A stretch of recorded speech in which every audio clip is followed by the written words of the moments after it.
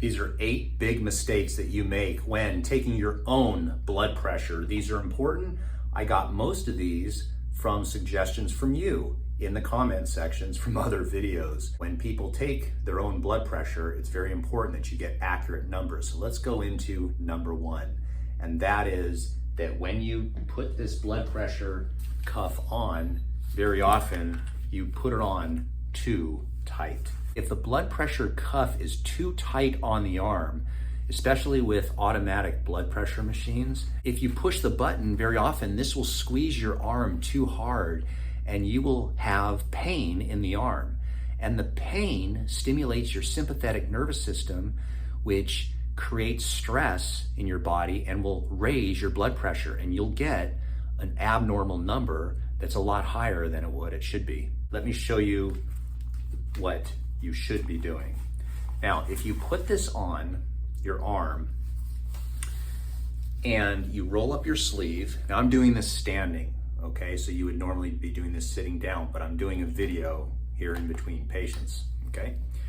If you tighten up the thing so that it's so tight that you can't get 2 fingers in comfortably, it's gonna read artificially high. It's gonna give you an incorrect number that shows your blood pressure is higher than it really is.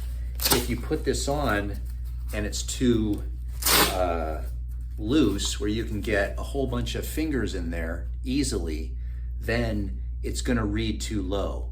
So when you put the blood pressure cuff on, you want to make sure that it is on so that it's about 1 to 2 centimeters above your elbow.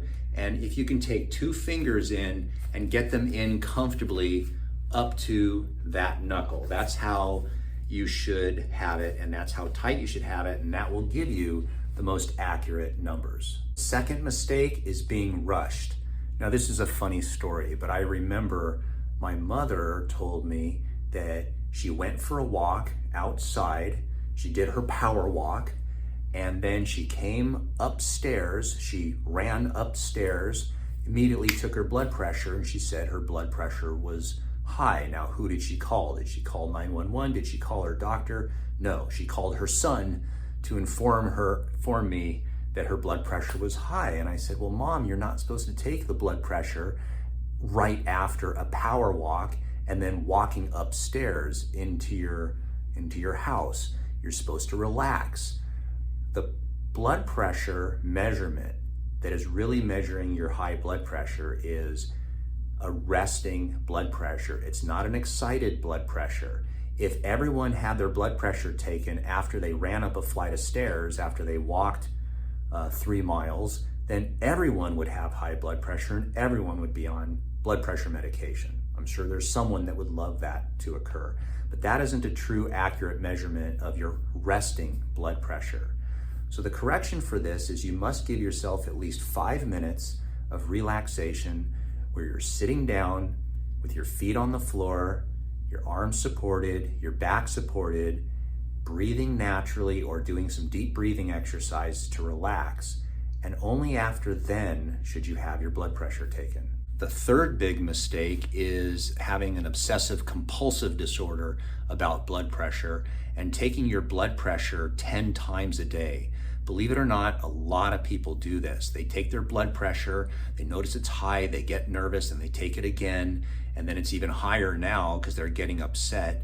And then after lunch, they'll take it, and then throughout the day, they'll take it. They'll take it at home, they'll take it out in the parking lot in front of the supermarket. They're constantly taking their blood pressure, and this is a big mistake. It's very similar to people that are trying to lose weight that are always jumping on the scale 5, 6, 7 times a day. And it's ridiculous because your blood pressure is going to fluctuate throughout the day. That's normal. You shouldn't expect it to be the same number all the time.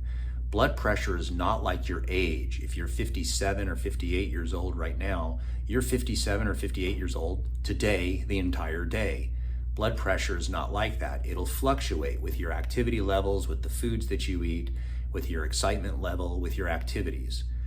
The best correction for this is to check your blood pressure at the same time every single time you check your blood pressure. And the reason why this is important is because you want to have all the factors the same so that you can monitor your blood pressure. So for most people, the best time to take your blood pressure is in the morning, before you take any medications, before you have your keto coffee or your breakfast. Many people don't eat breakfast anymore because it's not popular, but you want to take your blood pressure on an empty stomach in a relaxed fashion, feet on the floor, arms supported, your upper arm at heart level, relaxed.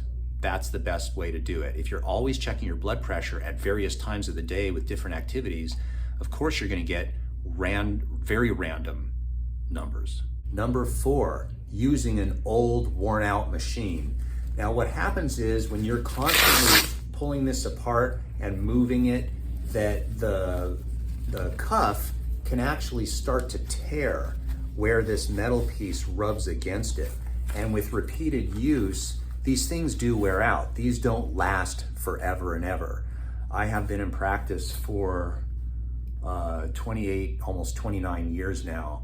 And I think I've gone through probably about 5 or 6 blood pressure cuff machines in that time, because they do wear out. This piece also will start to wear out, and you'll get leaks from the little cuts in there. So inspect your blood pressure machine. Make sure that there's no cuts or anything tearing, because that will give you bad numbers that throw you off. So the solution to this is to buy a quality machine, invest in a good machine. They're actually not that expensive. Most of the super expensive ones have just bells and whistles on them that they memorize 100 numbers in your history, but for the most part, you can just write them down. I'll put a link down to a great blood pressure machine down at the bottom in the description if you want to look at that. But get a good quality machine that will last you for a period of time. And if it does wear out, which they all invariably do, then go ahead and replace it. Number 5 is using the wrong size cuff. Now, when you buy these things, they're designed for an average sized person.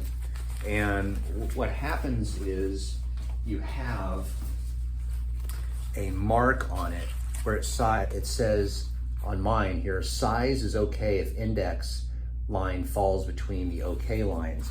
So when you open this, there are some lines on it, which if the person, here we go, here are the lines, right here and right here. So if the person's arm is too big, which is commonly the case, then you need to get a different cuff size, and you can simply buy a different cuff that goes with the machine. These things just pop out and you just attach the correct size cuff to your machine. It's that easy. And I'll put a link down below for a different cuff size. Most people, it's not that the cuff is too big for them, it's that the cuff is too small for them. And if you're using a cuff size that is too small for your particular arm, it's going to give a reading that is too high, that is not accurate. Now in theory, if your arm is super small and you use a big cuff size, then it will give an inaccurate reading and give you a smaller number. But for most people, their arm is too big for the average sized cuff, and you should just invest in getting the proper size cuff so that you get accurate numbers. And by the way, this video is about how you're taking your own blood pressure, but make sure your doctor uses the correct size cuff as well. Number 6 big mistake, and this goes along with how these things wear out, make sure that you have good batteries. Sometimes these batteries will start to get low and you're gonna start to get weird numbers, very inaccurate numbers. Also on the inside, make sure and check that there's no corrosion of the batteries, because that can also affect the strength of the machine. And that's a very simple fix. Just make sure you have good batteries. But you'd be surprised how many people come in and say, my machine doesn't work, and it needs batteries. The 7th mistake is taking only one measurement and assuming that's it. For a lot of people, they get nervous when they will check their own blood pressure even. So it's important to take 3 blood pressure measurements about a minute apart, and then just do the averages. If you notice that the first one is high and the second and third are relatively normal, then you would use those as your numbers. The eighth and last mistake that we often do when checking our own blood pressure is checking blood pressure if we're using medication that is raising our blood pressure. So for example, a cold medication, cold medications, allergy medications can raise our blood pressure. And so if you're checking your blood pressure to find out if you have healthy blood pressure or not, but it's during a time when you actually have a cold or a flu and you're taking over-the-counter medications for it, those over-the-counter medications are going to raise your blood pressure and scare you and give you artificial numbers.